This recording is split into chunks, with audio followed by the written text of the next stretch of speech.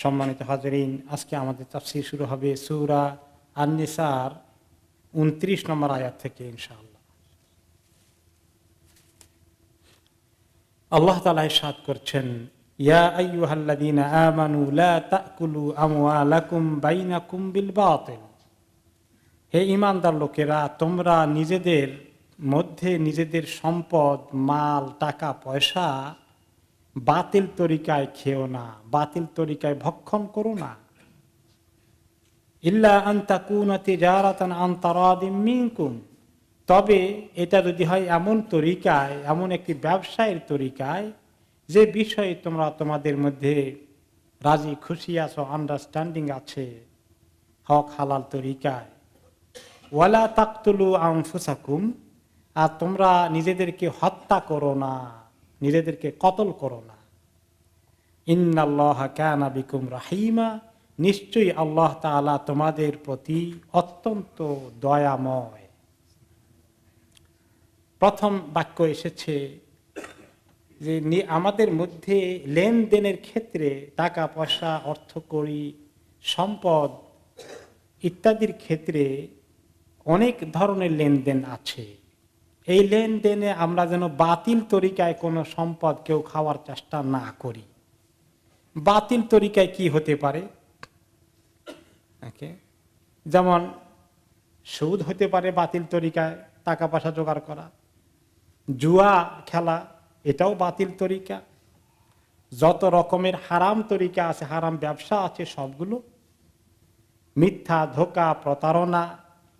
এমনকি কোনো সময় দেখা যায় বিভিন্ন তরিকায় মানুষ ফন্দি করে ব্যবসা বাণিজ্যের বিভিন্ন টার্মস অ্যান্ড কন্ডিশন ঠিক করে দেখা গেল যে এক তরফাই আসলে একজনেই বেশি লাভ করছে, আরেকজনের ঠকেই যাচ্ছে। অনেক সময় পার্টনারশিপ কোম্পানি বানা বিভিন্ন টার্মস অ্যান্ড কন্ডিশন করে দেখা গেল যে একজনই মনে হয় যেন সবগুলোর অধিকার হয়ে গেল, সুযোগ সুবিধা সেই ভোগ করলো, বাকিরা আসলে কোনো কায়দা পাচ্ছে না। এই তরিকাটা হক তরিকা না বাতিল? বাতিল তরিকা। এবং অনেক হিলা মানুষ জোগাড় করে, অনেক রকমের তরিকা মানুষ জোগাড় করে। আসলে ইবনে আব্বাস রাদিয়াল্লাহু তাআলা আনহুমা বলেন, যখন আল্লাহ তাআলা এই আয়াত নাজিল করেন তখন আরব দেশে বিভিন্ন তরিকায় মানুষ এই সম্পদ জোগাড়ের চিন্তা করত। এখনো কত মানুষ যে হারাম তরিকায় সম্পদ জোগাড়ের ফন্দিতে আছে রাত এবং দিন, তার কোনো অন্ত নাই। এ দেশেও কিছু কিছু আছে, তবে আমাদের দেশে বোধহয় পরিমাণটা একটু বেশি। হক তরিকায় কদ্দুর আর বাতিল তরিকায় কদ্দুর দাঁড়ি পাল্লায় মাপলে আমাদের দেশে বেতন কদ্দুর আর ঘুষ কদ্দুর দাঁড়ি পাল্লায় মাপেন তো? হায় হায়, চিন্তা করেন, বেতন যদি হয় তার 30,000 টাকা কিংবা 50,000 টাকা, ঘুষ কত টাকা পায়? 5-10 লাখ টাকাও হয়ে যেতে পারে। সুবিধা অনেক, সুযোগ সুবিধা কোন পজিশনে আছে তার উপরে নির্ভর করে। কোন থানায় পোস্টিং পাওয়ার জন্য 10-20 লাখ টাকা ঘুষ দিয়ে সেখানে যায় পোস্টিং পাওয়ার জন্য, কারণ সেখানে ইনকাম বেশি হয়, উপরি ইনকাম। বিয়ে শাদী করার জন্য জিজ্ঞাসা করে যে পাত্র কি করে, চাকরি করে, কি চাকরি করে, সরকারি চাকরি করে, বেতন কত, 20,000 টাকা, 25,000 টাকা, 30,000 টাকা, উপরি কত পায় এটাও জিজ্ঞাসা করে। তাহলে আজকে যদি সত্য কথা বলতে হয়, আমাদের দেশের মানুষগুলোর হালাল তরিকায় হারাম তরিকায় যদি আপনি মূল্যায়ন করেন, মাপতে চান, তাহলে হারাম তরিকার ওজনটা বেশি হবে না হালাল তরিকার ওজন বেশি? হারাম দিয়ে ভর্তি করে রেখেছে, প্যাট ভর্তি করেছে, বাড়ি ঘর তৈরি করছে, প্লট কিনছে, ফ্ল্যাট কিনছে, বাড়ি কিনছে, এগুলো কিনে টিনে রেখে যাচ্ছে, আগুন রেখে যাচ্ছে, নিজের পেটে ঢুকালো, তার সন্তান সন্ততির পেটের মধ্যে আগুন ঢুকেই চলে যাচ্ছে আল্লাহর কাছে।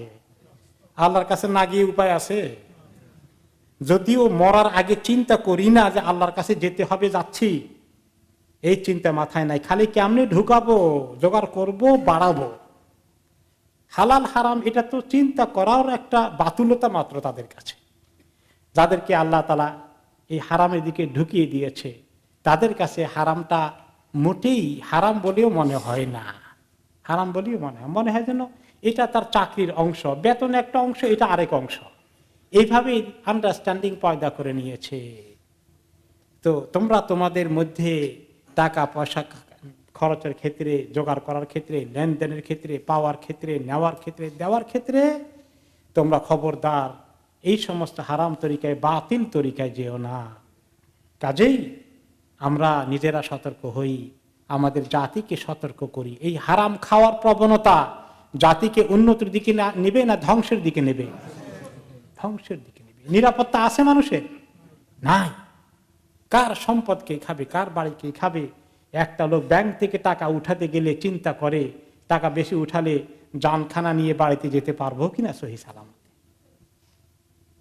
তারপরেও সমাজকে শোধরানোর, সমাজকে পরিবর্তন করার, একটা সুন্দর সমাজ কায়েম করার এবং এই সমস্ত আপদ থেকে সমাজকে মুক্ত করার চিন্তা নাই। তারপরেও জান চলে যায়, এরপরে কামাই করার, হারাম কেমনে বেশি পাওয়া যাবে, ওই চিন্তাই আছি আমরা। এই জাতি এই চিন্তায় ঢুকে গেছে। কেমনে আল্লাহ বাইর করবেন, কোন তরিকায়? আল্লাহ রাব্বুল আলামিন যেন আমাদেরকে সেই তরিকার কথা বাতলিয়ে দেন। এখন এই তোমরা হারাম তরিকায় খেও না। ইল্লা আন তাকুনা তিজারাতান আন তারাদিম মিনকুম, তবে অনেক সময় লাভ হয়, অর্থনৈতিকভাবে অনেক ভালো অবস্থায় পৌঁছে যায়, অনেক টাকার মালিকও হওয়া যায়। যদি ব্যবসা বাণিজ্য হালাল তরিকা হয়, অনেক টাকার মালিক হয়ে যান, হালাল তরিকায় চলেন, কাউকে প্রতারণা না করেন, না ঠকান, তো এরকম ব্যবসার ক্ষেত্রে আল্লাহ তাআলার কোনো আপত্তি আছে না? আল্লাহ তাআলা বলে দিচ্ছেন ইল্লা আন তাকুনা তিজারা, ব্যবসা বাণিজ্যের কোন তরিকা যদি হয়, আন তারাদিম মিনকুম, একে অপরে স্বেচ্ছায় বুঝে শুনে তোমরা কন্ট্রাক্ট করেছো, এগ্রিমেন্ট করেছো, বেচা কিনা করছো, হ্যাঁ, এত টাকা লাভ হচ্ছে এটা তোমরা জানো, এরপরে তোমরা ট্রানজাকশন করছো, এরকম সন্তোষজনক বিজনেস ট্রানজাকশনের মাধ্যমে যদি ব্যবসা হয়, এতে যদি ভালো লাভ হয়ে যায়, আল্লাহ তাআলার কোনো আপত্তি নেই। এছাড়া হারাম তরিকায় প্রবৃদ্ধি অর্জনের এই চেতনা, এই প্রবণতা মানুষের জন্য ধ্বংস অনিবার্য করে বসে। এরপরে ধোঁকা প্রতারণা না করা, তার মধ্যে আছে কেউ কাউকে ঠকাবে না এবং কেউ কাকে জোর জবরদস্তি চাপিয়ে দিবে না। অনেক সময় আনতারাদিম মিনকুম, যে তোমাদের খুশি হয়ে সন্তুষ্ট চিত্তে ব্যবসা বাণিজ্যটা করা, কোন কোন সময় দেখা যায় অসন্তুষ্ট চিত্তে কাজ করা লাগে, মনে চায় না তাও করা লাগে। কিভাবে সেটা? ওই যে আরেকটা বিষয় আসে বাতিল তরিকায়, এই দরাদরি করার কারবার। বিক্রি করবে 300 টাকা শাড়িটা, দাম কত চায়? 1000 টাকা চায়। এখন যে লোক দরাদরি করবে চিন্তা করে, একটু ভদ্র কিসিমের লোক হলে চিন্তা করে, মাঝামাঝি কমপক্ষে মাঝখান থেকে তো শুরু করা দরকার। তো 500 টাকা পয়লাই বলে দেয়, কি ঠকা ঠকলো বলেন দেখি, দাম কত? 300 টাকা। তো যারা এগুলো চিনে বুঝে, এদের যাদের এগুলো খুব খেসাখেসি করার অভ্যাস আছে, দরাদরি করার অভ্যাস আছে, তারা হয়তো 200, 250, 300 থেকে শুরু করবে। কিন্তু সাধারণত যারা এদুর খেসাখেসি করে না, তারা তো 500 টাকা দিয়ে শুরু করবে, লাভ তো হয়ে গেল। এখন মনে করেন আপনি কোনো দোকানে গেলেন, যারা বাংলাদেশে শপিং করার অভ্যাস আছে, ঢাকায় দেখেছি যে এখন আপনি কাপড় একটা সে বললো আপনার তেমন পছন্দ হয়নি, দাম জিজ্ঞাসা করেছেন 1000 টাকা, এখন আপনার পছন্দ হয়নি, না কত হয়েছে বলেন, কত দিবেন বলেন, আপনি দাম না বলে বাইরে পারবেন না। কি মুশকিলের কথা! আপনার পছন্দ হয় নাই না, কিছু একটা বলতে আপনি বলেন একটা, এমন কি নাসর বান্দা, কি যে চক্রান্ত, কি যে ষড়যন্ত্র। এরপরে আপনি না নেওয়া নিয়েতে বলে দিলেন 400 টাকা, নেব না, দেবে না। এখন তো সেই তো 400 টাকা দিলেও তো তার 200 টাকা লাভ হয়ে যাচ্ছে, 100 টাকা লাভ হয়ে যাচ্ছে। তা আপনি এই কথা বলে বাইরে যেতে আর একটু কিছু দিয়ে এখন তো আপনি 400 টাকা বলছেন, আর কি এখন ফেলে আসতে পারবেন যে আমার পছন্দ হয়নি?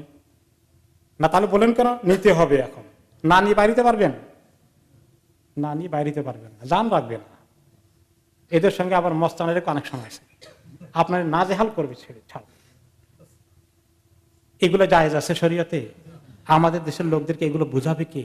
এই ব্যবসায়ীদেরকে দ্বীনের তরিকে কেমনে ব্যবসা করতে হয়, শরীয়ত মতো কেমনে করতে হয়, এর উপরে কোনো তালিম দেওয়া হয়েছে? না দেওয়ার কেউ আছে, না নেওয়ার কারো চিন্তা আছে। এই জাতি কোন দিকে রওনা হবে তাহলে? ব্যবসা বাণিজ্যের কত তরিকা আছে, আর ব্যবসা বাণিজ্য এত ভালো জিনিস। আল্লাহ তাআলা ব্যবসার কথা বলেছেন জান্নাতের কথা বলতে গিয়ে, হাল আদুল্লুকুম আলা তিজারাতিন তুনজিকুম মিন আযাবিন আলীম।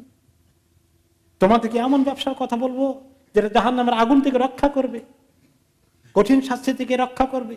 তুমিনুনা বিল্লাহ, আল্লাহর প্রতি ঈমান, তুজাহিদুনা ফি সাবিলিল্লাহ, ভালো কাজগুলোকে, জান্নাতে যাওয়ার আমলগুলোকে আল্লাহ তাআলা ব্যবসা বলেছেন। আর নবী করিম সাল্লাল্লাহু আলাইহি ওয়াসাল্লাম বলেছেন, আনা ওয়া তাজিরুস সাদুক হাতানি ফিল জান্নাহ, আমি এবং সৎ ব্যবসায়ী জান্নাতে পাশাপাশি থাকবো। তা আমাদের দেশের ব্যবসায়ীরা কয়জন জান্নাতে পাশাপাশি থাকবেন? কিসমত খারাপ। তো এই সুন্দর ব্যবসাকে ধ্বংস করে দিয়েছে। এখন এই যে আপনি দাম বলেছেন, কোন রকম একটা বলতে হয়েছে, সে ছাড়বে না, কিন্তু আপনি নেওয়ার ইচ্ছা নাই, আপনাকে জোর করে সে ঢুকে দেবেই, কারণ তাতে 100 টাকা অলরেডি লাভ হয়ে যাচ্ছে। এইটা নাজায়েজ কথা। কারণ হচ্ছে হাদিসে প্রিন্সিপাল দেওয়া আছে, আলবাইয়ু আন তারাদিন, ব্যবসা বাণিজ্য হইতে হবে পারস্পরিক সন্তুষ্ট থাকার ভিত্তিতে।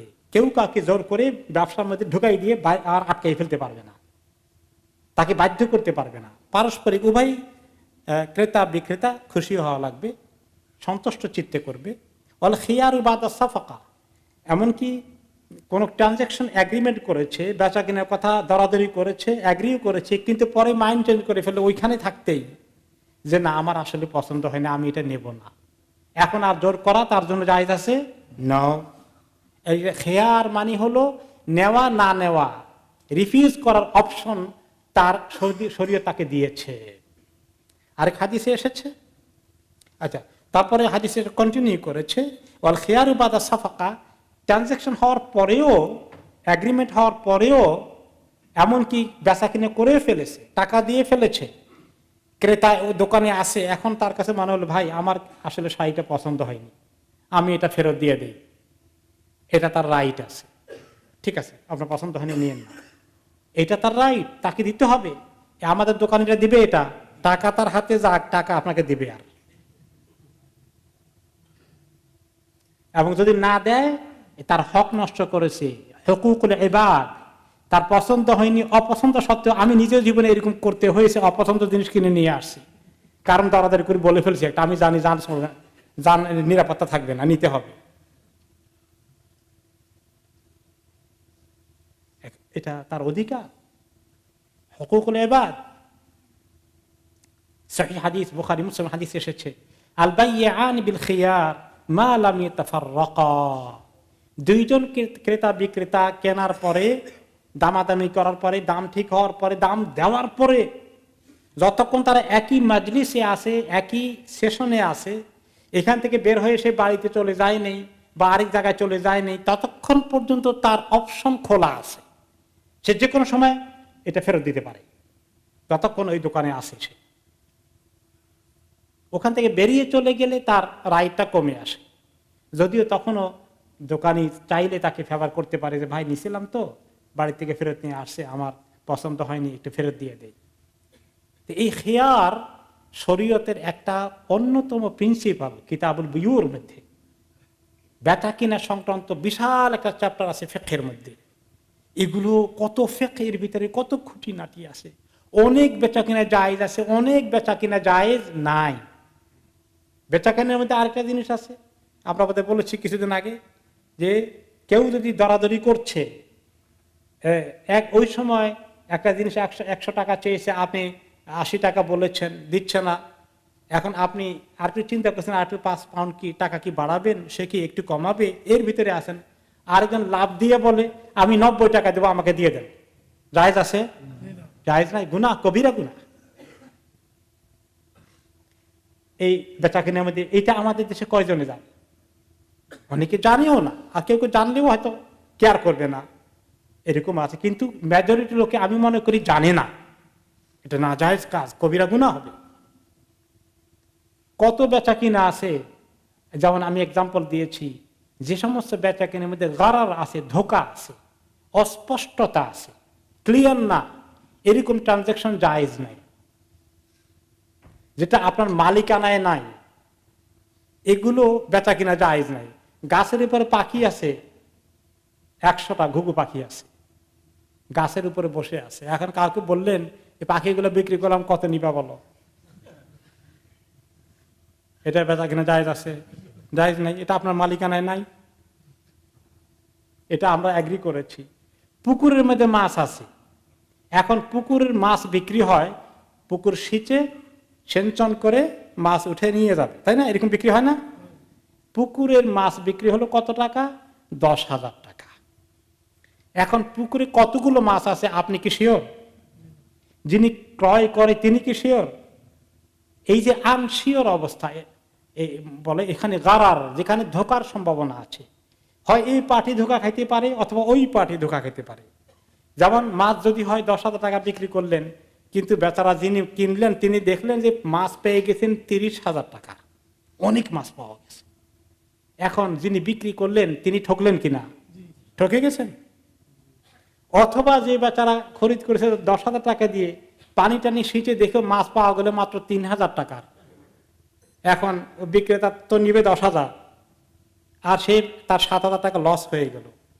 এই যে যে কোনো পার্টির প্রচন্ড ক্ষতি হওয়ার সম্ভাবনা থাকে এবং জিনিসটা ক্লিয়ার নয়, দেখা যায় না, পরিমাণ দেখা যায় না, এইরকম বেচা কিনা নাজায়েজ, গারার।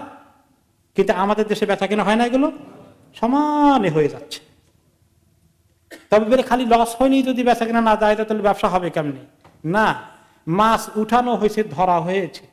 এখন জেলের থেকে মাছ কিনছে একজন বিক্রেতা 5,000 টাকা দিয়ে, সে মনে করছে 10,000 টাকা বিক্রি করবে, কিন্তু মার্কেট ফেল, এখন মাছ বিক্রি করছে মাত্র 2,000 টাকা।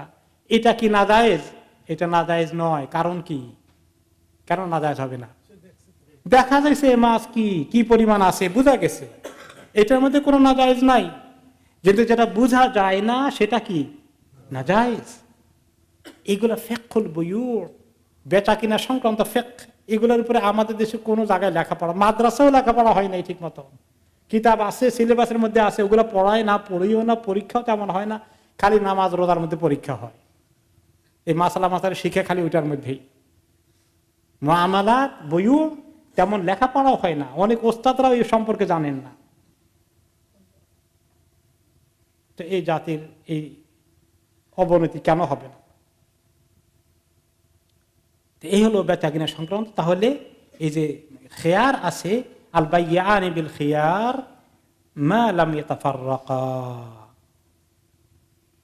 ওকে, উভয়েরই ইখতিয়ার আছে, উভয়েরই ইখতিয়ার আছে, শুধু ক্রেতার ইখতিয়ার না, বিক্রেতার ইখতিয়ার আছে। বিক্রেতা যদি বেচা কিনা হয়ে গেছে, একটা গরু বিক্রি হচ্ছে, ছাগল বিক্রি হচ্ছে, কথা হয়েছে, কত টাকা দাম? 5,000 টাকা দাম। তারপরে টাকা দিয়েছেন অথবা দেওয়া হয় নাই, দিবেন।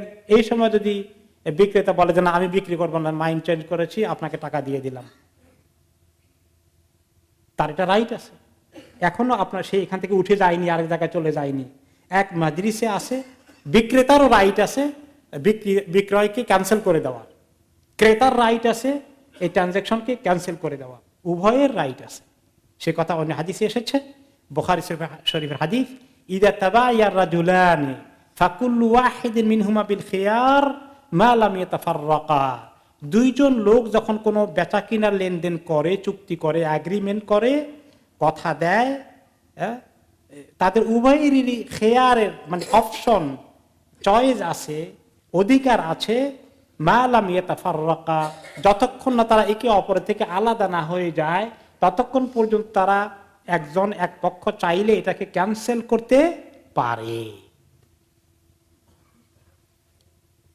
এই গেল বেচা কিনার কথা। তাহলে এই ব্যবসা বাণিজ্য হওয়া লাগবে উভয় পক্ষের রেজামন্দির ভিত্তিতে, উভয় পক্ষের সন্তুষ্টির ভিত্তিতে, সন্তুষ্ট চিত্তে তারা একটা কাজ কারবার করে।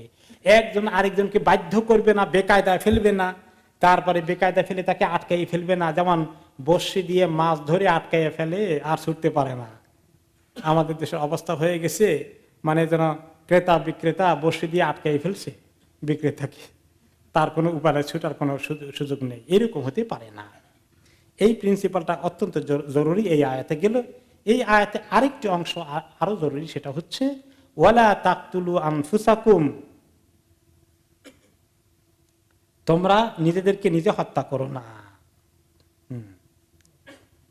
নিজেদেরকে নিজেরা হত্যা করো না, নিজেরা নিজেদেরকে কতল করো না। তো এটার অর্থ কি? এটার একটা তাফসির এসেছে, দেখো তোমরা যখন বাতিল তরিকায় একে অপরের সম্পত্তি খাও, এটা তোমার নিজেকে শেষ করা, তোমার নিজেকে কিল করার অবস্থা হয়ে যায়। হারাম খাওয়া, হারাম ভক্ষণ করা তোমার জন্য কোনো কল্যাণকর নয়, তোমার ধ্বংস ডেকে আনে। এটা একটা অর্থ অনেকে নিয়েছেন, কিন্তু মেজরিটি আইমাই কেরাম, মুফাসসিরিন কেরাম বলেছেন না, এখানে ফিজিক্যালি আত্মহত্যার কথা বোঝানো হয়েছে, অথবা এমন কোন ডেঞ্জারাস কাজ করা যেটা নিশ্চিত আপনার জীবনকে বিপন্ন করে ফেলবে, আপনার জীবনকে ঝুঁকিতে নিয়ে যাবে, লাইফকে রিস্কে নিয়ে যায়, এমন কোনো কাজ কোনো মুসলমান করা জায়েজ নাই তার জন্য। এই বিষয়ে একটা হাদিস এসেছে, আমর ইবনে আস রাদিয়াল্লাহু আনহু একজন সাহাবী, ওনাকে নবী করিম সাল্লাল্লাহু আলাইহি ওয়াসাল্লাম পাঠালেন ইয়ামানে, ওনাকে পাঠালেন দাতুস সালাসের যুদ্ধের মধ্যে, ওনাকে লিডার করে, কমান্ডার করে পাঠালেন কিছু সাহাবীকে নিয়ে। তিনি সেখানে গিয়েছিলেন। দাতুস সালাসেল নামক একটি গজওয়ার মধ্যে ওনাকে পাঠানো হলো, বা উনি সেখানে সারিয়ার মধ্যে গেলেন। তখন তিনি বললেন, ইহতালামতু ফি লাইলাতিন বারিদাতিন শাদীদাতিল বারদ, যে মরুভূমির মধ্যে, যুদ্ধের ওই জায়গায় বহু দূরে, সেখানে যখন মরুভূমি রাতের বেলায় কিন্তু সাংঘাতিক ঠান্ডা থাকে, আর শীতকালে তো কথাই নেই, শীতকালে মরুভূমিতে প্রচন্ড ঠান্ডা থাকে। আর ওনারা ওখানে সফরের হালতে যুদ্ধের ময়দানে টেন্ট করে শুয়েছেন। মরুভূমিতে টেন্ট করে ঘুমিয়ে থাকলে ঠান্ডাটা কেমন লাগতে পারে? অনেক ঠান্ডা। আপনারা মরুভূমিতে ছিলেন কেউ? খুব বেশি লোকজন ছিলেন না। আমার থাকার সুযোগ হয়েছে, যখন ইউনিভার্সিটিতে পড়েছি, আমাদের স্কাউটিং এর জন্য মরুভূমিতে নিয়ে গিয়েছে। সকালবেলা উজু করতে যান বের হয়ে যেত, ঠান্ডা পানি, গরম পানির ব্যবস্থা নাই, আর ঠান্ডা, হু হু করে বাতাস, উজু করি মনে করেন আঙ্গুল কেটে দিচ্ছে। তিনি সাহাবী বলেন যে ওই সময় কি হলো, রাত্রে আমার স্বপ্ন দোষ হয়ে গেল। স্বপ্ন দোষ হয় না মানুষের? হয়ে যায়। স্বপ্ন দোষ হলে গোসল ফরজ হয়ে যায়, গোসল ফরজ হয়ে গেল। আমি চিন্তা করে দেখলাম, এখন গরম পানিতে ব্যবস্থা নেই সেখানে, আমি ঠান্ডা পানি দিয়ে গোসল করলে আমি হালাক হয়ে যাব, বা আমি মরে যেতে পারি অসুস্থ হয়ে, আমাকে কিল করতে পারে, এত ঠান্ডা। এই জন্য উনি ইজতিহাদ করলেন, ফাতায়াম্মামতু সুম্মা সাল্লাইতু বিআসহাবি সালাতাস সুবহ, তায়াম্মুম করে আপনার সাহাবীদেরকে নামাজ পড়ালাম, ইমামতি করলাম। ফালাম্মা কাদিমনা আলা রাসূলিল্লাহি সাল্লাল্লাহু আলাইহি ওয়াসাল্লাম যাকারতু যালিকা লাহু, এরপরে আমার মনের মধ্যে একটু কেমন অস্বস্তি এসে গেল, আমি যে এই কাজটা করলাম, ফরজ গোসল না করে তায়াম্মুম করে নামাজ পড়লাম না, শুধু জামাতের ইমামতি করলাম, কাজটা ঠিক হলো কি না, আমার মনের ভিতরে অশান্তি শুরু হয়ে গেল। মদিনায় এসেই রাসূলুল্লাহ সাল্লাল্লাহু আলাইহি ওয়াসাল্লামকে জিজ্ঞেস করলাম, ফাকালা ইয়া আমার সাল্লাইতা বিআসহাবিকা ওয়া আনতা জুনুব, তিনি বললেন যে আমর, তুমি এই জুনুব অবস্থায়, গোসল ফরজ অবস্থায় গোসল না করে নামাজ পড়াই দিলা? প্রশ্ন করে ফেললেন তিনি আমাকে। কুলতু ইয়া রাসূলুল্লাহ ইন্নী ইহতালামতু ফি লাইলাতিন বারিদাতিন শাদীদাতুল বারদ ফাআশফাকতু ইন ইগতাসালতু আন উহলাক ফাযাকারতু কাওলাল্লাহি আযজা ওয়া জাল ওয়ালা তাকতুলু আনফুসাকুম ইন্নাল্লাহা কানা বিকুম রাহিমা। বলে যে আমি এত ঠান্ডা ছিল রাত্রে, গোসল করলে নির্ঘাত আমি অসুস্থ হয়ে মরেই যাই কিনা, এরকম আশঙ্কা আমার হয়ে গেল। তখন আমি চিন্তা করলাম, কোরআনের এই আয়াতটার কথা আমার তখন মনে পড়ে গেল। আল্লাহ তাআলা কি বলেছেন? ওয়ালা তাকতুলু আনফুসাকুম, তোমরা নিজেদেরকে নিজেরা শেষ করে ফেলো না, নিজেরা নিজেদেরকে কিল করে ফেলো না, এমন কাজ করো না যেটা তোমার জীবন বিপন্ন হয়ে যায়, ঝুঁকিতে পড়ে যায়। কারণ ইন্নাল্লাহা কানা বিকুম রাহিমা, আল্লাহ তাআলা তোমাদের প্রতি অনেক দয়ার অধিকারী। এই আয়াতে মনে পড়লো, ইয়া রাসূলুল্লাহ আমি তখন চিন্তা করলাম, আল্লাহ তো বলেছেন তিনি দয়াময়, তিনি তো চান না যে আমি এত কঠিন কষ্টে পড়ে মরে যাই, মরার উপক্রম হই। এই ইজতিহাদ করে আমি এই কাজ করেছি। নবী করিম সাল্লাল্লাহু আলাইহি সাল্লাম ফাদাহিকা, তিনি হেসে দিলেন, তিনি হেসে দিলেন। ওয়ালাম ইয়াকুল শাইআন, আর কোনো আপত্তি করলেন না। তো এটা তিনি বললেন না যে ঠিক আছে, তাও বলেননি, মানাও করে না কি কাজ করলা, তোমার নামাজ হয়নি সেটাও বলেননি, হেসে দিয়েছেন। এর অর্থ কি বোঝা গেল? ঠিক আছে। এটা শরীয়তের আরেকটা প্রিন্সিপাল।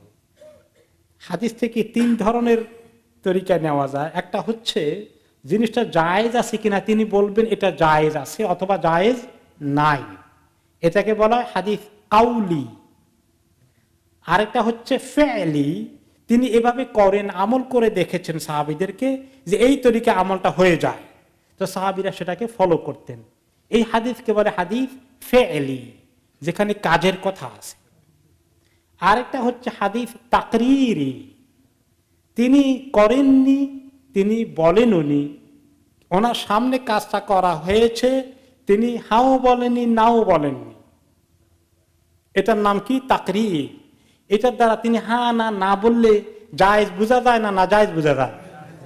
মাশাআল্লাহ, সবাই তো মুস্তাহিদ হয়ে গেছেন, আল্লাহ দিলে চমৎকার।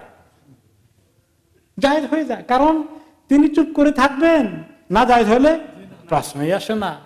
এই জন্য তিনটাই শরীয়তের সূত্র, সোর্স, কাউলি, ফেলি, তাকরির।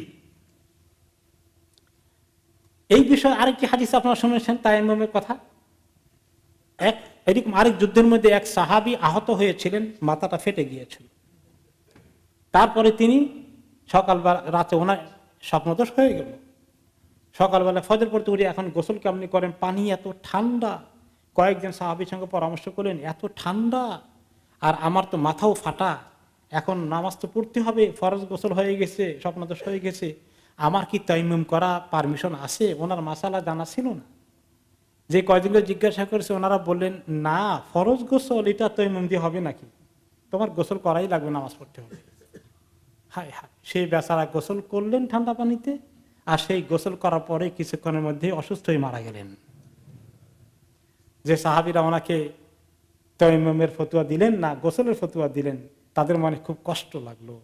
তারা এসে বা কেউ কেউ এসে নবী করিম সাল্লাল্লাহু আলাইহি ওয়াসাল্লামের কাছে বললেন যে তাকে তায়াম্মুমের ফতোয়া দিল না, বেচারা তো মারাই গেল। তখন তিনি শুনে দুঃখ করে বলেন, কাতালুহু কাতালাহুমুল্লাহ, তারা তাকে মেরে ফেললো, আল্লাহ তাদেরকে মেরে ফেলুক। অবশ্য তিনি সাহাবীদেরকে অন্তর থেকে বদদোয়া দিয়েছেন না, সাহাবীরা একটু ভুল করেছেন তাই বলে তিনি বদদোয়া দিবেন না, কিন্তু কথাটা শক্ত করে বলেছেন যেন বাকিরা শিখে ফতোয়া দিতে সাবধান হয়। এই যে কথাটা শক্ত হয়েছে, কিন্তু নবী করিম সাল্লাল্লাহু আলাইহি ওয়াসাল্লাম কোন সাহাবীকে এরকম বদদোয়া কখনো দেননি, আর দিলে সাহাবীদের কোনো বাঁচার উপায় ছিল না, কিন্তু খুব সাবধান করেছেন। এই জন্য ফতোয়ার বিষয়টা খুব জটিল বিষয়, খুব কঠিন বিষয়। ফতোয়ার জিম্মাদারি কত বড় জিম্মাদারি, আল্লাহ। এই জন্য ইমাম ইবনুল কাইয়িম রাহমাতুল্লাহ আলাইহি একটা কিতাব লিখেছেন, যারা ফতোয়া দিবেন তাদেরকে লক্ষ্য করে তাদেরকে কিছু আদাব, কিছু গাইডলাইন, গাইডেন্স, তাদেরকে কিছু সুন্দর প্রিন্সিপাল শিখিয়ে দেওয়ার জন্য একটা কিতাব লিখেছেন। কিতাবটার নাম দিয়েছেন ইলামুল মুওয়াক্কিঈন। মুওয়াক্কিঈন স্বাক্ষরকারীগণ, ইলাম ইনফরমেশন, স্বাক্ষরকারীদের জন্য ইনফরমেশন। কিসের মধ্যে স্বাক্ষর করবে? ফতুয়ার মধ্যে স্বাক্ষর করবে, ফতুয়ার মধ্যে সাইন দিবে। আর তারা ফতুয়া কার পক্ষ থেকে সাইন করে? আল্লাহর পক্ষ থেকে তারা ফতুয়ার মধ্যে সাইন করে। তিনি বুঝাইতে চাইলেন, কিতাবটার নাম দিলেন, এই আলেমরা, মুফতিরা, ফকিরা যারা ফতুয়া দাও, তোমরা আল্লাহর পক্ষ থেকে স্বাক্ষর করছো, সিগনেচার করছো, লিখিত না দিলেও মুখেও যেটা ফতুয়া দিচ্ছ আল্লাহর পক্ষ থেকে সিগনেচার করছো, কাজে সাবধান ফতুয়া দিতে, ভালো করে চেক করতে হবে, সাংঘাতিক জিম্মাদারির বিষয়। তো যাই হোক, ওই তায়াম্মুমের বিষয়ে ওই সাহাবীরা তায়াম্মুম করতে না দিয়ে ফরজ গোসলের হালতে তাকে গোসল করে মেরেই ফেললেন, মানে তিনি মরে গেলেন। এটা যেন নবী করিম সাল্লাল্লাহু আলাইহি ওয়াসাল্লাম খুব দুঃখ লেগেছে মনের মধ্যে। এখনো আমাদের সমাজে কেউ কেউ আছেন, অনেক সময় গোসল ফরজ হয়ে যায় কিন্তু শরীর খুবই খারাপ, গোসল করা নিষেধ, করলে নির্ঘাত অসুস্থ হয়ে যাবেন, তৈমুম করলে নামাজও পড়ে, খালি মনের মধ্যে খালি খোঁচা লাগে, ফরজ গোসল না করে তৈমুম করে নামাজ পড়ো, নামাজ হয়েছে কিনা, অনেকের মনে খোঁচা লাগে খালি। কিন্তু শরীয়তে যখন ক্লিয়ার মাসালা পাওয়া যায় তখন আর খুঁতখুঁতানি ভাবের কোন দরকার নাই। আলহামদুলিল্লাহ, মুজার উপর মোছা করা যায়, তো মোছা করার পরে অনেকে চিন্তা করে মুজার উপর মোছা তো করলাম, নামাজটা হলো কিনা। তো এরকম এই খুঁতখুঁতা স্বভাব কিন্তু ভালো না। যেটা শরীয়তে যেটা ক্লিয়ার আছে আলহামদুলিল্লাহ, নো প্রবলেম। যাই হোক, এখন এটা হলো যে ওয়ালা তাকতুলু আনফুসাকুমের তাফসীর আমরা আলোচনা করছি। তোমরা নিজেরা নিজেদেরকে ধ্বংস করো না, হত্যা করো না, নিজেদেরকে কিল করো না। অন্য আয়াত এসেছে ওয়ালা তুলকু বিআইদিকুম ইলা তাহলুকা, তোমরা নিজেদেরকে নিজের হাতে ধ্বংসের মুখে ঠেলে দিও না। ওকে, এখন যারা আত্মহত্যা করে, আল্লাহ মাফ করুন, এই ব্যাপারে আপনারা জানেন তো কত শক্ত হাদিস। মান কাতালা নাফসাহু বিহাদিদাতিন ফাহাদিদাতুহু ফি ইয়াদিহি ইউজাউ বিহা বাতনুহু আও ইয়াজাউ বিহা বাতনুহু ইয়াউমাল কিয়ামা ফি নারি জাহান্নামা খালিদান মুখাল্লাদান ফিহা আবাদা।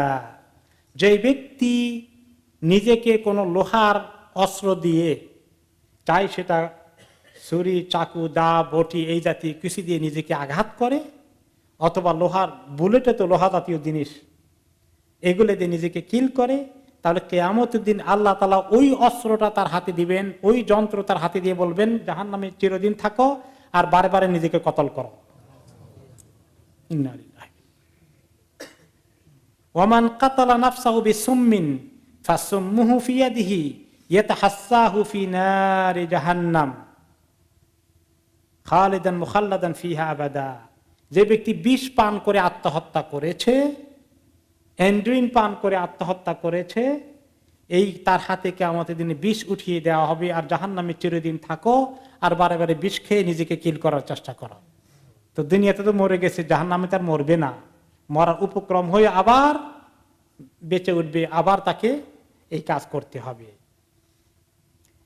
সহিহ বুখারী আর মুসলিমের হাদিসে এসেছে মান কাতালা নাফসাহু বিশাইইন উযযিবা বিহি ইয়াউমাল কিয়ামা, যে জিনিস দ্বারা যে ব্যক্তি নিজেকে হত্যা করেছে, আত্মহত্যা করেছে, ওই জিনিস দিয়েই তাকে কিয়ামতের দিন আযাবের ব্যবস্থা করা হবে।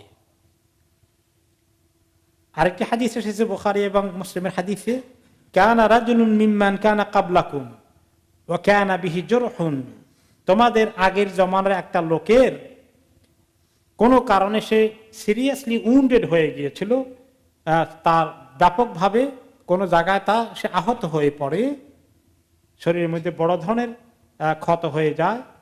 ফাআখাযা সিক্কিনান নাহারা বিহা ইয়াদাহু, এই পেইন এবং যন্ত্রণা, বিষ বা ব্যথার কারণে সহ্য না করতে পেরে সে হাতের মধ্যে কি করলো, একটা চাকু নিয়ে তার হাতকে সে কেটে ফেললো, বা শরীরের কোনো জায়গায় সেইভাবে কি করলো, স্টাব করে ফেললো। এবং এর কারণে তার শরীর থেকে প্রচুর রক্তক্ষরণ হয়ে গেল, আর হতে হতে শেষ পর্যন্ত লোকটা মারা গেল। আল্লাহু আযজা জাল, তার মৃত্যুর পরে পরেই আল্লাহ তাআলা তাকে বললেন, আবদি বাদারানি বিনাফসিহি হারামতু আলাইহিল জান্নাহ, আমার এই বান্দা তার রূহ বের করার জন্য আমার আগে সে নিজেই পদক্ষেপ নিয়ে ফেললো, তাকে হত্যা করার জন্য তার মউতকে সে আমার আগেই ডেকে নিয়ে আসলো, আমি তার জন্য জান্নাতকে হারাম করে দিলাম। আরে মাঝে মধ্যে মুসলমানদের মধ্যে এরকম আত্মহত্যা হচ্ছে, এই খবর শুনলে কিরকম কষ্ট লাগে, কি দুঃখ লাগে। আহারে, শুধু লোকটা মরে গেল না, জাহান্নামের মধ্যে সে চলে যেতে হবে এবং এই শাস্তি তার কপালে জুটতেই থাকবে। কি কষ্টের বিষয়। এই জন্য মানুষকে ঈমান এবং ইলম, আল্লাহর সঙ্গে সম্পর্ক নিয়ে আসতে হবে। কি কারণে মানুষ আত্মহত্যা করে বলেন তো? দুঃখের কারণে, হতাশাব্যঞ্জক অবস্থায়। হতাশা আল ইয়াসু মিনাশ শাইতান, হতাশা কার থেকে আসে? শয়তান থেকে আসে। এই জন্য দুঃখ মুসিবতের সময় মানুষ কার কথা মনে করবে? আল্লাহর কথা মনে করতে। ইদা আসাবাতুম মুসিবা, মুসিবত আসলে কি বলবে? ইন্না লিল্লাহি ওয়া ইন্না ইলাইহি রাজিউন। তো আমাদের দেশে শুনছি এই দোয়া কোন সময় পড়তে হয়? কেউ মারা গেলে শুধু। তো কেউ মরে গেলেও তো এটা একটা দুঃসংবাদ, আমার জন্য এটা আপাতত মুসিবতের খবর, তাই না? ঠিক আছে, কিন্তু মারা যাওয়া ছাড়াও তো মুসিবত আছে। যে কোনো দুঃসংবাদ, ব্যবসা বাণিজ্যের ক্ষতি হয়ে গেছে, বড় ধরনের ক্ষতি হয়ে গেছে, আল্লাহ মাফ করুন, বাড়ি ঘরে আগুন লেগে গেছে, আল্লাহ মাফ করুন, কেউ অ্যাক্সিডেন্ট হয়ে হাত পা ভেঙে গেছে, সবের জন্য কি বলা যায়? ইন্না লিল্লাহি ইন্না লিল্লাহি ওয়া ইন্না ইলাইহি রাজিউন। তো এই আল্লাহকে স্মরণ করলে শয়তান আর জায়গা পাবে? আরো দোয়া করা, আরো মুসিবতের দোয়া যেগুলো আছে, আল্লাহুম্মা রাহমাতাকা আরজু ফালা তাকিলনি ইলা নাফসি তারফাতা আইন। কি সুন্দর অর্থ! আল্লাহ আপনার রহমত চাই, আমার দায়িত্ব আমার নফসকে চোখের পলকের জন্য দিয়েন না, আমার দায়িত্ব আমার নিজের কাছে চোখের পলকের জন্য দিয়েন না। তার মানে কার কাছে রাখেন? আল্লাহ আপনার কাছে রেখে দেন আমার দায়িত্ব, আমার আপনার কাছে রেখে দেন। কারণ আমার কাছে দায়িত্ব দিলে আমি হ্যান্ডেল করতে পারবো না, আমি গন্ডগোল করে ফেলবো, আমি হতাশ হয়ে যাব, আমি নিরাশ হয়ে যাব, আমাকে শয়তান পাকড়াও করে ফেলবে। ও আসলিহি শাআনি কুল্লাহু, আর আমার সব কিছুকে আপনি আল্লাহ ঠিক করে দেন। এই বিপদ মুসিবতে এই সমস্ত দোয়াগুলো যদি কেউ পড়ে, কত সুন্দর দোয়া। অনেক সময় মুসিবতে মানুষ কি করবে তাকে মানে সে কোনো রাস্তা খুঁজে পায় না, হতাশ হয়ে যায়, অসহায় হয়ে যায়, হাউ মাউ করে কাঁদতে থাকে। আর এর চেয়ে বেশি হয়ে গেলে তো মানুষ নিজেকে কিল করে ফেলে, নাউজুবিল্লাহ। আর শয়তান কি করে? এই সমস্ত ইস্যুগুলো কি কাজে লাগায় মানুষকে চূড়ান্ত ধ্বংস করার জন্য। তার কতগুলো মোমেন্ট আছে, কতগুলো সুযোগ আছে, মানুষের সাইকোলজিকে ব্যবহার করে সে। সাইকোলজিক্যালি মানুষ যখন উইক থাকে, সেন্সিটিভ থাকে, ওই সময় শয়তান মানুষকে ঝাঁপিয়ে ধরে যে তাকে ফাইনালি লাস্ট ক্ষতিগ্রস্ত করা যায় কিনা। তার মধ্যে অন্যতম হচ্ছে যে মানুষ যখন খুব বেশি দুঃখিত হয়ে পড়ে, অত্যন্ত দুঃখে শোকে কাতর হয়ে যায়, তখন শয়তান মানুষকে এসে আরো ওয়াসওয়াসা দিয়ে পাম্প করতে থাকে, সেই জন্য দুঃখে কষ্টে সেলফ হার্ম শুরু করে দেয়। এদেশে একটা পরিভাষা আছে, এটাকে কি বলে? Self harm. সেলফ হার্ম মানে নিজেকে আঘাত করা, নিজেকে ক্ষতি করা। কেউ আছে দেখবেন ওয়ালের সঙ্গে নিজের মাথাকে দিয়ে ব্যাং করে দিয়ে উঠে, কেউ আছে দাও ছুরি নিয়ে নিজেকে অ্যাটাক করে, নাউজুবিল্লাহ। এই দেশে অনেকগুলো সাইকোলজিক্যাল অসুস্থতার মধ্যে একটা আছে সেলফ হার্ম। ছুরি নিয়ে এরকম করি অনেক ইয়াং লোকদেরকে পাওয়া যায়, ডিল করতে হয় যে তাদের হাত অনেকগুলো কাটা আছে, কাটা এরকম কেউ কামড়ায় নিজের শরীরকে। এভাবে করে করে দুঃখ যখন চূড়ান্ত পর্যায়ে যায়, শয়তান এটাকে ব্যবহার করে। আবার রাগ বেশি হয়ে গেলে শয়তান ব্যবহার করে। রাগের কারণে কি করে মানুষ? একে অপরকে খুন করে ফেলে, করে না? করে ফেলে। আবার অতিরিক্ত খুশি, একদম আনন্দ ফান করতে করতে মানুষ লঙ্কা কাণ্ড ঘটিয়ে ফেলে, জয় ড্রাইভ করে।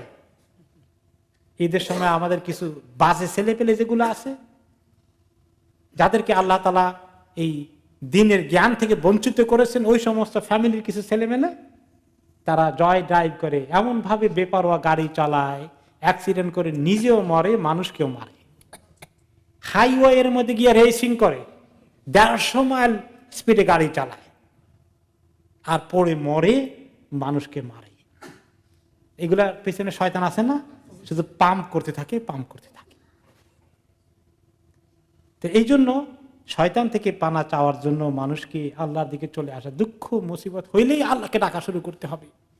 জলদি করে এসে 2 রাকাত নামাজ পড়ে ফেলুক ওযু করে, ওয়াস্তাঈনু বিস-সাবরি ওয়াস-সালাহ, আল্লাহর কাছে সাহায্য চাও সবরের মাধ্যমে আর নামাজের মাধ্যমে। সবর, মনের অস্থিরতাকে কমিয়ে ফেলো, কন্ট্রোল করো, আর আল্লাহর কাছে দাঁড়িয়ে যাও।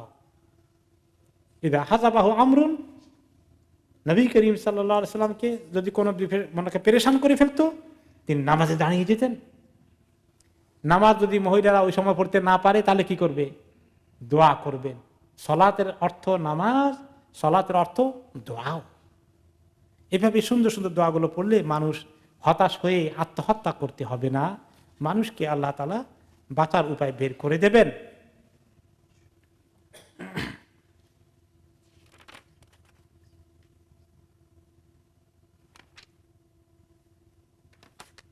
এখন আছে যে সমস্ত জিনিস মানুষকে আত্মহত্যা দিকে নিয়ে যায় সেগুলো থেকে বাঁচা। এছাড়াও যে সমস্ত জিনিসের খাওয়া দাওয়া মানুষকে ক্ষতি করতে পারে, নির্ঘাত ক্ষতিকর জিনিস, এই সমস্ত ক্ষতিকর জিনিস খাওয়া দাওয়া করাও ঠিক নয়।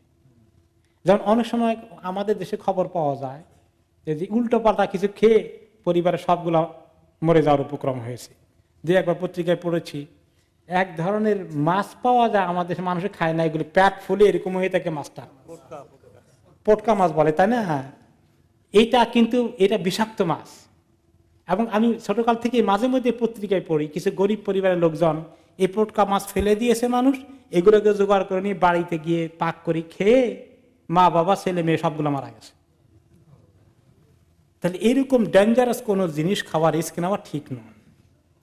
ঠিক তেমনি মনে করেন কোনো ক্ষেত্রে যে খাওয়া দাওয়া কন্ট্রোল করা দরকার, আপনার একদম ব্লাড প্রেশার খুব হাই, আপনার হাই ডায়াবেটিস আছে, যেগুলো খালি আপনি নির্ঘাত সাংঘাতিকভাবে একেবারে ব্যারোমিটার আপ হয়ে যাবে, এরকম ক্ষতিকর জিনিস খেয়ে নিজেকে শেষ করে ফেলা, এত ফ্যাট খাওয়া, এত বেশি সুইট খাওয়া ক্ষতিকর জিনিস। বাচ্চারা খালি সুইট খেতে চায়, খালি পেপসি খাইতে চায়, কোক খাইতে চায়, ওগুলা তাদের ক্ষতি। পিতা মাতা এগুলো খেয়াল করতে হবে। যে সমস্ত জিনিস ডাইরেক্টলি মানুষের ক্ষতি করে এগুলো খাওয়া ঠিক নয়। যদি ইটসেলফ হয়তো নাজায়েজ না, কিন্তু যদি আপনার ক্ষতি নিশ্চিত কনফার্ম হয়ে যায়, গ্যারান্টিড হয়ে যায়, তাহলে নিজের হাতে নিজের ক্ষতি করা জায়েজ আছে না? লা দারারা ওয়ালা দিরারা ফিল ইসলাম। নিজের হাতে ক্ষতি করা আবার কারো ক্ষতি করা উভয়টাই ইসলামে কি হারাম, জায়েজ নাই।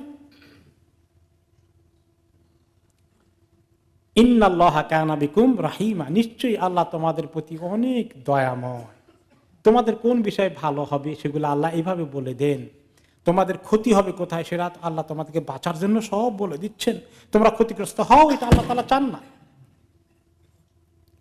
ومن يفعل ذلك عدوانا وظلما فسوف نصليه نارا وكان ذلك على الله يسيرا। বিশেষ করে যারা নিজেদেরকে হত্যা করে আত্মহত্যার পথ বেছে নেয়, যারা এরকম সীমা লঙ্ঘন করে এবং নিজেদের উপর জুলুম করে বসে, নিজেকে হত্যা করে বসে, আত্মহত্যা করে, গলাতে রশি লাগিয়ে ফাঁস দিয়ে মরে, অথবা বিষ খেয়ে মরে, অথবা সেলফ হার্ম করে, এভাবে মরে যায়, ফাসাউফা নুসলিহি নারা, তাদেরকে অবশ্যই আমি জাহান্নামে প্রবেশ করাবো, তারা জান্নাতে যেতে পারবে না। ওয়া কানা যালিকা আলাল্লাহি ইয়াসীরা, এমন করা আল্লাহর জন্য অত্যন্ত সহজ। আল্লাহকে আটকানোর কেউ আছেন? কেউ নেই। খবরদার, সাবধান, আল্লাহ যে কথা বলে দিয়েছেন এটাকে ভয় করো, ওই রাস্তায় কেউ যেও না। ইন তাজতানিবু কাবাইরা মা তুনহাউনা আনহু নুকাফির আনকুম সাইয়্যাতিকুম ওয়া নুদখিলকুম মুদখালান কারীমা। তোমরা যদি ওই সমস্ত বড় গুনাহগুলো যেগুলা থেকে তোমাদেরকে নিষেধ করা হয় সেগুলা থেকে দূরে থাকো, তাহলে আমি তোমাদের ছোট গুনাহগুলোকে মাফ করে দেব, আর তোমাদেরকে অত্যন্ত সম্মানিত জায়গায় ঢুকিয়ে দেব। সেই জায়গার নাম কি? জান্নাত। এখানে আসছে কবিরা গুনার কথা। আল্লাহ তাআলা বড় বড় গুনাহ থেকে আমাদেরকে দূরে থাকতে বলেছেন। বড় গুনাহকে আমরা শরীয়তে কি বলি? কবিরা গুনাহ। তো আল্লাহ তাআলা সুসংবাদ দিচ্ছেন যে আমাদের আসলে তো সগীরা গুনাহ তো অনন্ত হতেই থাকে, প্রতিদিন কত যে হয় গণে কোনো শেষ করার মতো নয়। কমপক্ষে যদি আমরা কবিরা গুনাহ থেকে বিরত থাকি তাহলে আল্লাহ তাআলা সগীরা গুনাহগুলোকে অটোমেটিক্যালি মাফ করে দেবেন। একদিন একটা হাদিসে এসেছে যে খাতাবানা রাসূলুল্লাহ সাল্লাল্লাহু আলাইহি ওয়াসাল্লাম ইয়াওমান, একদিন নবী করিম সাল্লাল্লাহু আলাইহি ওয়াসাল্লাম আমাদেরকে খুতবা দিলেন, ভাষণ দিলেন। ফাকালা ওয়াল্লাযী নাফসি বিয়াদিহি সালাস মাররাত, তিনবার আল্লাহর কসম করে বললেন, যে আল্লাহর হাতে আমার জান তার কসম করে বলছি, তিনবার করে বললেন। সুম্মা আকাব্বা ফাআকাব্বা কুল্লু রাজুলিন মিন্না ইয়াবকি লা নাদরি মাযা হালাফা আলাইহি। এরপরে তিনি তার মাথাটাকে নিচু করে ফেললেন, অনেকক্ষণ ধরে চুপ করে থাকলেন। ওনার এই তামসা দেখে আমরা যারা ছিলাম সবাই আমরা মাথা নিচু করে দিয়ে আমরা সবাই অনেকে আল্লাহর কাছে কান্না শুরু করে দিলাম যে কি সাংঘাতিক কথা জানি তিনি এখন আমাদেরকে বলবেন। 3 বার কসম করেছেন। তারপরে তিনি বললেন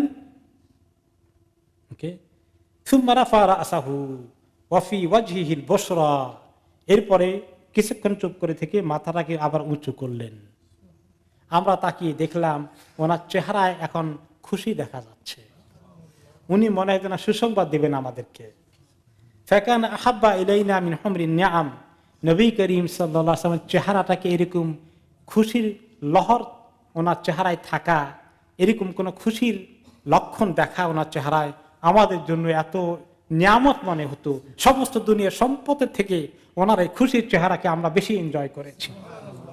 আকর্ষণের ছিল যে নিশ্চয়ই এখন কোন সুসংবাদ আমাদেরকে দান করবেন।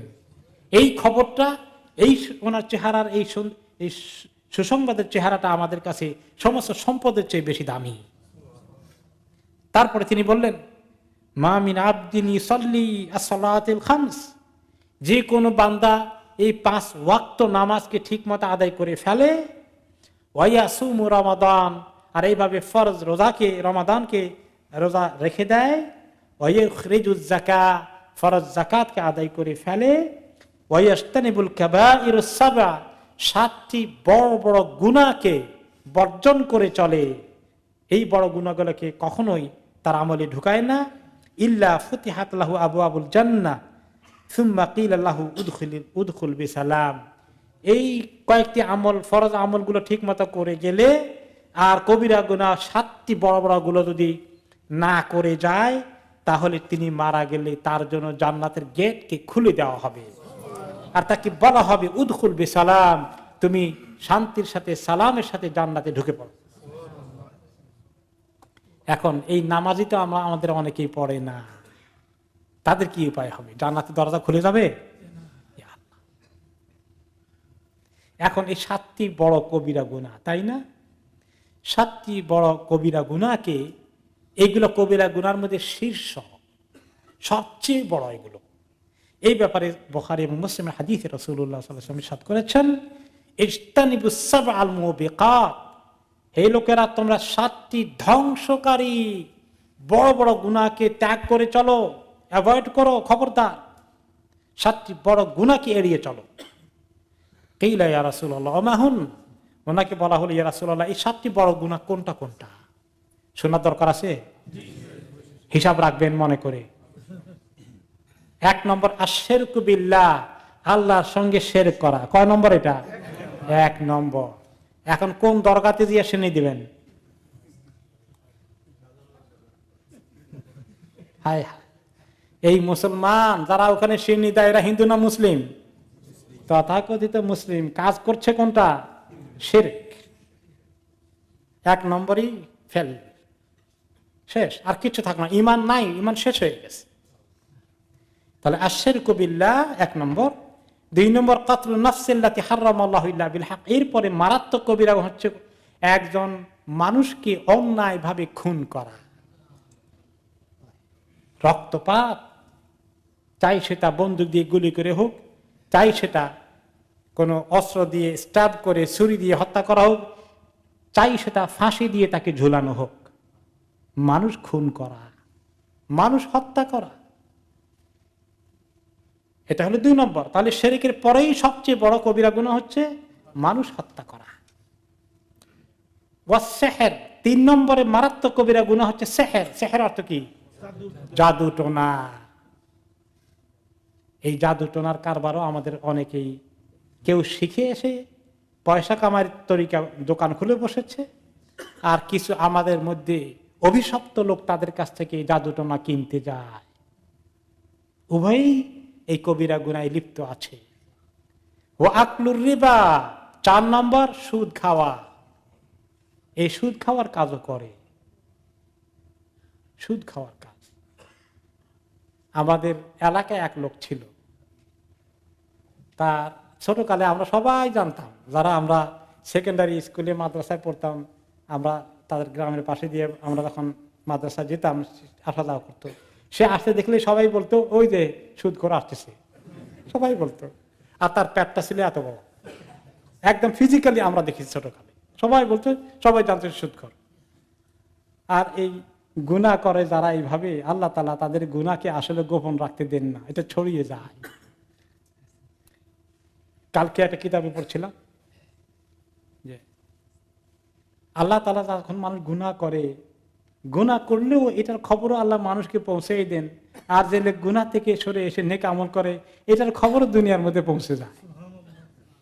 তো কিছু ছেলে পেলে খেলাধুলা করছে, আর ওই তাদের ওইখান দিয়ে আসছিল একটা বড় সুদখোর, আর সবাই বাচ্চারা খেলাধুলা করছে, তারা বলতেছে দেখো ওই যে সুদখোরটা আসতেছে, সুদখোরটা আসতেছে।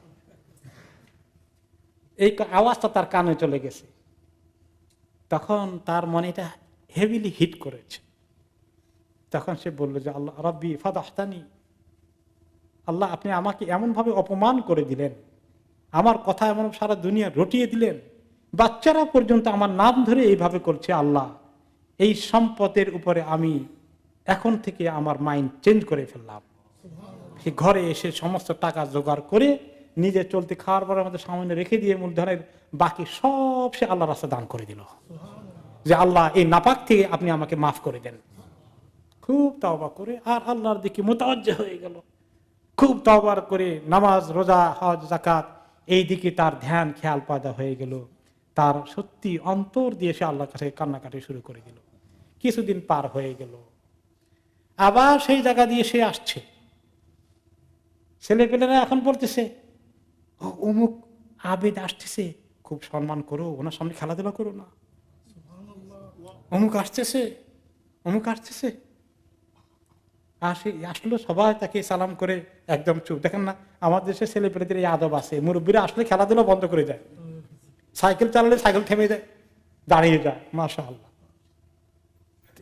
তখন এইটা দেখে তার মনে আবার এটাও খুব দাগ কাটলো যে আল্লাহ তুমি কিভাবে মানুষকে অপমান করতে পারো, আর তুমি কিভাবে মানুষকে সম্মান দিতে পারো, আল্লাহ সবই তোমার কুদরত।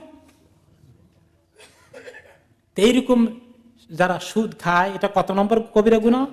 4 নম্বর।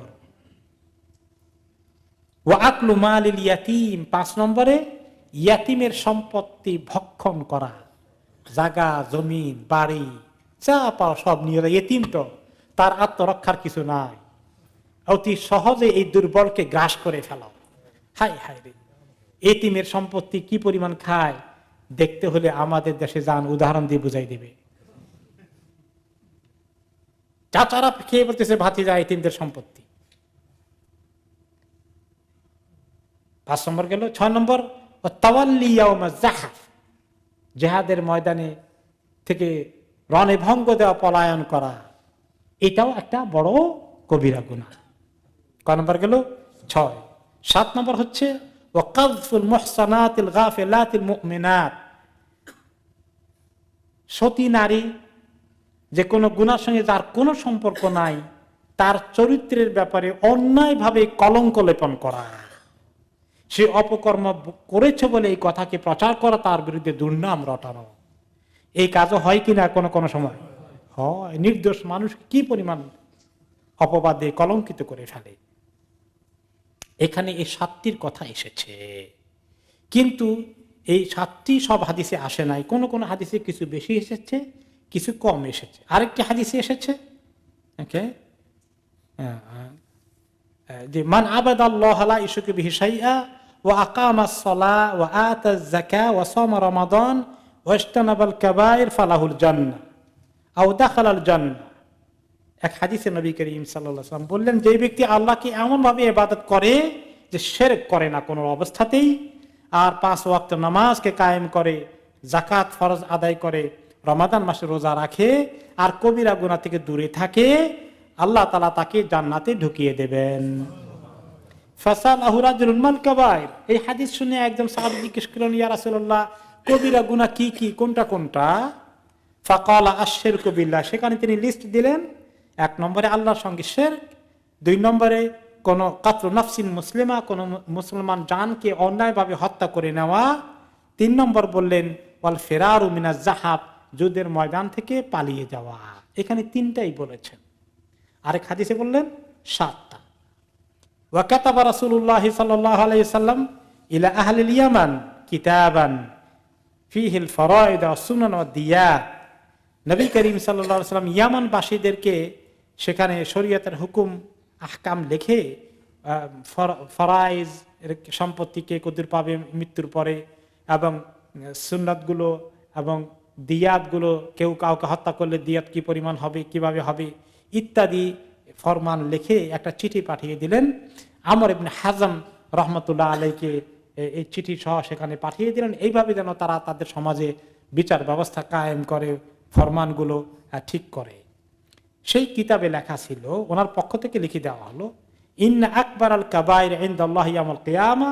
সেখানে আরো কিছু কথা লেখা আছে যে সবচেয়ে বড় কবিরাগুলো হিসাবে কিয়ামতের দিন গুনার মধ্যে আল্লাহর কাছে পেশ করা হবে। এক নম্বরে হচ্ছে ইশরাকুন বিল্লাহ, আল্লাহর সঙ্গে শিরক, কাতলুন নাফসি মুমিনা বিগাইরিল হক, একজন মানুষকে অন্যায়ভাবে খুন করা, ওয়াল ফিরার ফি সাবিলিল্লাহি ইয়াউমাজ যাহাদ, আল্লাহর রাস্তা থেকে, যুদ্ধের ময়দান থেকে অন্যায়ভাবে পালিয়ে যাওয়া, উকুকুল ওয়ালিদাইন, পিতা মাতার সঙ্গে বেয়াদবি করা, নাফরমানি করা। এরকম লোক তো পাওয়া যায়, আহারে পিতা মাতাকে হত্যা করেছে, পত্রিকা পড়লে খবর পান কিনা? গত সপ্তাহে খবর আছে, কোন সপ্তাহে যে খবর নাই সেটা আল্লাহ ভালো জানে। রামিয়াল মুহসানা, ওই হাদিসে বললেন তারপরেরটাই যে সতী নারীকে অন্যায় অপবাদ দেওয়া। তারপরে বলেছেন তাআল্লুমুস সিহর, জাদু টোনা শিখা এবং এর চর্চা করা। পরেরটি বলেছেন আকলুর রিবা, সুদ খাওয়া, ও আকলু মালিল ইয়েতিম, এবং এতিমের সম্পত্তি খাওয়া, আগের হাদিসের মতোই। আরেক হাদিসে তিনি বলেছেন যে এরকম শিরক করার কথা, মানুষ খুন করা, পিতা মাতার অবাধ্য হওয়া কবিরা গুনাহ। এরপরে তিনি বলেন আলা উনাব্বিউকুম বিআকবারিল কাবায়ের, এখন আমি কি তোমাদের কি অনেক বড় একটা কবিরা গুনাহ কথা বলবো না? বলনা বালা। তখন সাহাবীরা বলেন অবশ্যই ইয়া রাসূলুল্লাহ।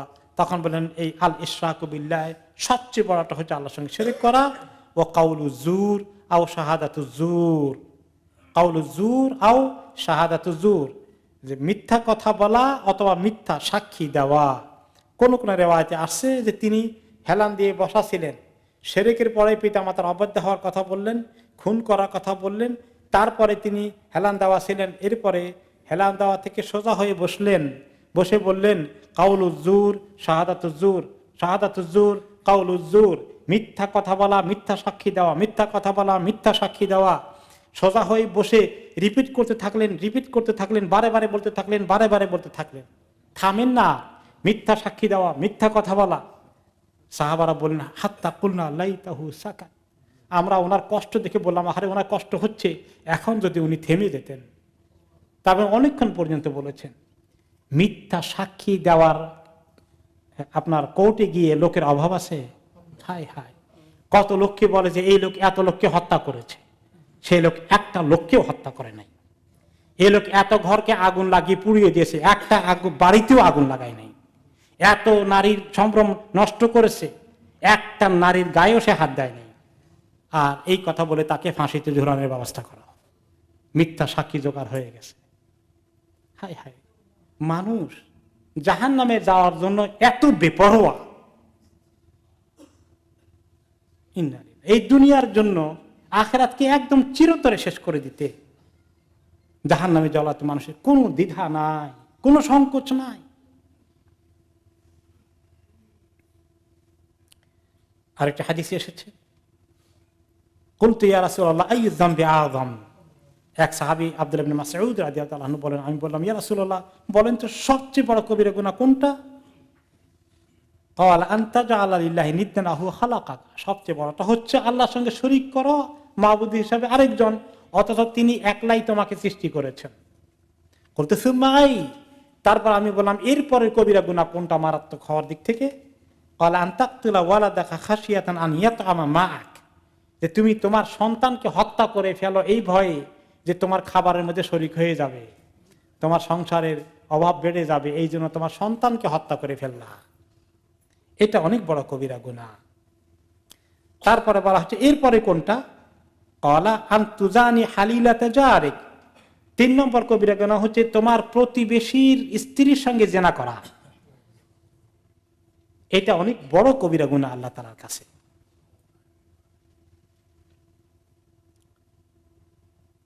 এখন কবিরা গুনাহ কয়টা? এখানে 7টার খবর পেলাম, আরেক হাদিসে 6টা, আরেক হাদিসে একটু কম একটু বেশি, 3টার খবরও আছে, 4টার খবরও আছে। তো এগুলো হচ্ছে একদম বড়গুলো, কিন্তু আসলে কবিরা গুনাহ এর চেয়ে অনেক বেশি। তাউস রহমতুল্লাহ আলাইহি বলেন যে, যিনি ইবনে আব্বাস রাদিয়াল্লাহু আনহুমা, যিনি মুফাসসিরদের সবচেয়ে বড় ওস্তাদ, অনেকে জিজ্ঞেস করলেন আর আইতাল কাবায়ের সাবআ আল্লাতী যাকারাহুন্নাল্লাহু মাহুন, তিনি বলেন যে এই 7টি বড় কবিরা গুনাহ যেগুলো কথা আল্লাহ তাআলা খুব মারাত্মকভাবে উল্লেখ করেছেন, এগুলো কি কি বলবেন? তিনি উত্তর দিলেন, হুন্না ইলা সাবিনা আদনা মিনহুনা ইলা সাবআ। তুমি 7টা নিয়ে বসে আছো, কমপক্ষে 70টা মনে রেখো। ওকে, তো এইভাবে করে অনেক 70টার কথা পর্যন্ত এসেছে। তো সোজা কথা হচ্ছে গুনাহ দুই রকম, যে গুনাহগুলো বড় এগুলো কবিরা, যেগুলো ছোট এগুলো সগীরা। এন্ড বড় কবিরা গুলা কোনটা? যে সমস্ত কবিরা গুনাহ প্রসঙ্গে কোরআনে বা হাদিসে এগুলোর ব্যাপারে লানতের কথা এসেছে, জাহান্নামের কথা এসেছে, শাস্তির কথা এসেছে, অগাদেব আল্লাহ, আল্লাহ আল্লাহর গোসা হয়, এইগুলো কথা এসেছে, এই সবগুলো হচ্ছে কবিরা গুনাহ। হ্যাঁ, এইগুলাই হচ্ছে কবিরা গুনাহ, আর বাকিগুলো হচ্ছে সগীরা গুনাহ। ইমাম আয-যাহাবী রহমতুল্লাহ আলাইহি ওনার একটা কিতাব লিখেছেন আল কাবায়ের, এবং বাংলায় তর্জমা হয়ে গেছে। সেই বইটির নাম হচ্ছে কবিরা গুনাহ। এই বইটা কার কার কাছে আছে? একটা হাত দেখি। মাশাআল্লাহ, মাত্র 4-5 জনের হাত দেখছি আমি। ইয়া আল্লাহ, এই 70টা কবিরা গুনাহ পড়ার মতো এখন আমরা চেষ্টাও করলাম না। না পড়লে তো অনেকগুলোর মধ্যে হয়তো আমরা নিজেরাই ডুবে আছি, আল্লাহ মাফ করুন। এখনই সিদ্ধান্ত নেন যে বইটা কিনে ফেলবেন ইনশাআল্লাহ। ওকে, সব বুক শপে পাওয়া যায় কবিরা গুনাহ। ইমাম আয-যাহাবী রহমতুল্লাহ আলাইহি হাদিস থেকে, কোরআন থেকে এই গুনাহগুলোকে জোগাড় করে কম্পাইল করে এই বইটা লিখেছেন কবিরা গুনাহ। আমাদের সবার সেটা পড়া উচিত।